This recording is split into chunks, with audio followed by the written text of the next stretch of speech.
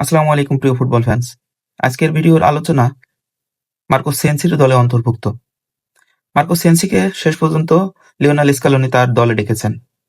আমরা সবাই জানি লিওনার্দো বালের ইনজুরিতে পড়ার পরে তার লাইক ফর লাইক একটা প্রোফাইল দরকার ছিল, আর সেটি হিসাবেই লিওনেল স্কালোনি মার্কো সেনসিকে দলে ডেকেছেন।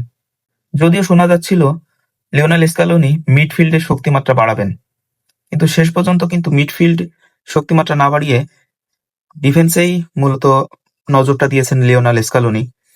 মিডফিল্ডে নিতে চেয়েছিলেন গিদো রদ্রিগেজকে, যেখানে কিন্তু পুরোপুরি পরিষ্কারভাবেই বলা যায় যে লিয়ান্দ্রো প্যারাদেস কিন্তু এখনো ফুল ফিট হয়ে ওঠেননি, যার কারণে গিদো রদ্রিগেজকে নিয়ে দলে ডাকার একটা পসিবিলিটি ছিল, কিন্তু শেষ পর্যন্ত লিওনেল স্কালোনি তাকে ডাকেননি।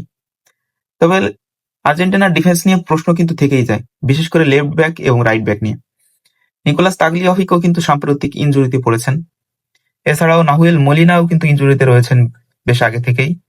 এবং সবচেয়ে আরেকটা বিষয় হলো গঞ্জালো মন্টিয়েল, তার কিন্তু ইনজুরি নিয়ে প্রশ্ন থেকেই যায়, তিনি কিন্তু ফুল ফিট কিনা এটাও নিয়ে সন্দেহ আছে। যদিও অগাস্টিন গিয়ে কিন্তু খুবই ভালো পারফরমেন্স করছেন, কিন্তু তারপরও আর্জেন্টিনার কোচ লিওনেল স্কালোনি কিন্তু অভিজ্ঞতাটাকেই দাম দিলেন, বিশেষ করে যে প্লান্টিক শটে নিতে পারেন এবং জয়লাভ করাতে পারেন এমন প্রোফাইলকেই তিনি প্রাধান্য দিয়েছেন। আর ঠিক এ কারণেই অগাস্টিন গিয়েকে না রেখে যে মলিনা এবং মন্টিয়েলকে রেখেছেন।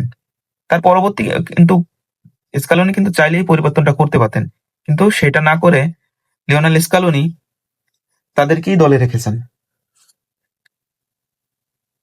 সব মিলিয়ে দুর্বলতা থাকলেও আর্জেন্টিনার ইউটিলিটি খেলোয়াড় রয়েছে অনেক, যারা ভিন্ন ভিন্ন পজিশনে আসলে খেলতে পারেন।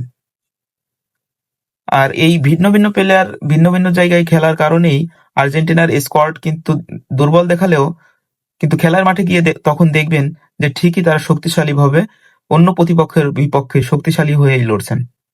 আর এটাই তাদের সবচেয়ে বড় পাওয়া।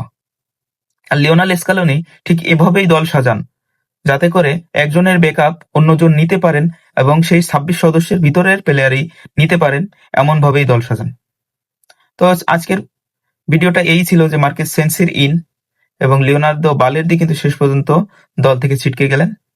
এটাই ছিল আর্জেন্টিনার নতুন আপডেট নিয়ে ভিডিও। ধন্যবাদ সবাইকে।